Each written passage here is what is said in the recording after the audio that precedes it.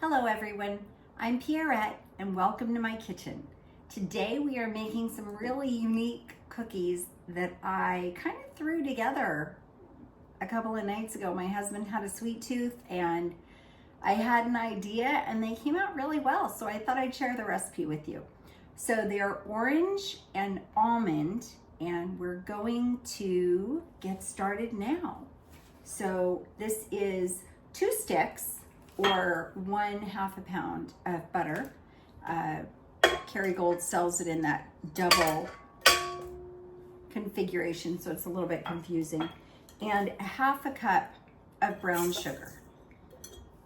We're gonna mix that up. I'm gonna mix that up until it lightens the color considerably. So you may be wondering what I meant by that. So when you mix your butter and brown sugar, you start out with a really dark golden color. As it blends and the butter fluffs a little bit more and lightens up, so does the color of the mixture. I scraped down the sides of the butter sugar mixture and I showed you what that looks like. So the next step is we are going to take our 2 eggs and put them in the blender. Sounds a little weird, but trust me on this. And we have these sliced, sweetened, dried oranges. And as usual, I get these from Trader Joe's. It's my favorite store.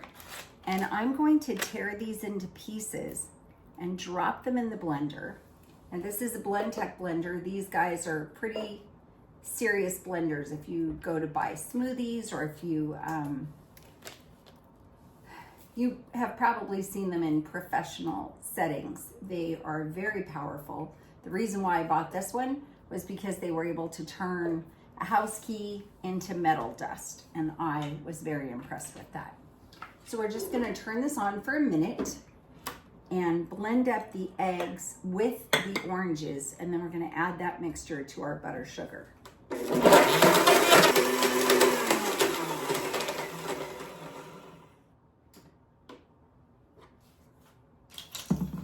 That's awesome. So, because we don't want to miss any of this great flavor, I'm going to scrape this all back into the blender. And then I'm going to pour this all into the butter sugar mixture along with a little bit of vanilla. So far we have 2 sticks of butter, 1/2 cup of sugar, 2 eggs, and 2 orange slices. And you can see there are some little chunks of orange still in here, which is great because that's going to give our cookies a lot of flavor. And these cookies are very airy and light, kind of almost cake-like. They're very fluffy. So if you would prefer a cookie that's a little bit more dense, I would recommend that you just use a little bit less baking powder and baking soda. So I'm adding about a teaspoon of vanilla because we don't want that to overpower the orange and almond. We just want it to enhance it.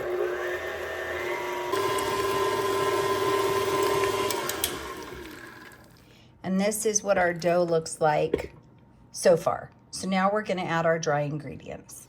So we have 1 cup of all-purpose flour. I try to buy organic and unbleached whenever possible.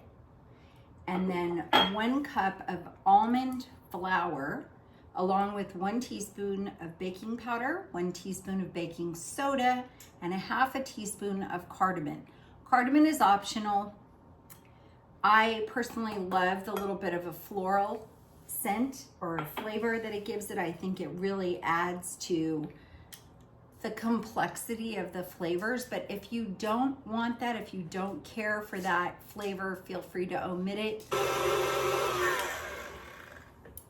And the last thing we're going to add is 1 cup of sliced almonds, and those are going in. And we're gonna mix that up and I'll show you what that dough looks like when we're all done. Here we are. Our dough is done and it is a beautiful consistency and it smells absolutely amazing between the oranges and the almonds. I can't wait to get these baked so I can have about a dozen of them. So I'm just gonna scrape down the sides, and then we are going to take our nonstick spray,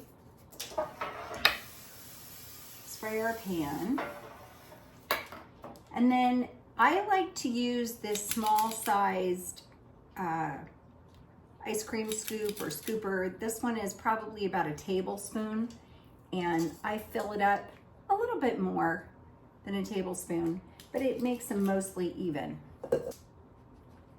You could chill the dough if you want to. Sometimes I do, sometimes I don't. I baked them this way the other night when I made them, and it didn't seem to matter that they weren't chilled. So I'm just gonna go ahead and not chill them tonight. So this is our configuration. 3, 2, 3, 2, 3, which gives us 9, 11, 13 cookies, baker's dozen. And I'm gonna pop these into my oven, which has been preheated to 350, and I will check back with you in about 9 minutes. Our cookies are out of the oven, and I'm just gonna put them on this plate for serving. It ended up making 3.5 trays of cookies, which is about 44, maybe 46 cookies for that entire recipe. So I hope you guys will try it. I hope you'll let me know what you think. These have been a big hit at our house, and I hope they are at yours too. Please don't forget to subscribe and share. Thanks so much for watching. Have a great night.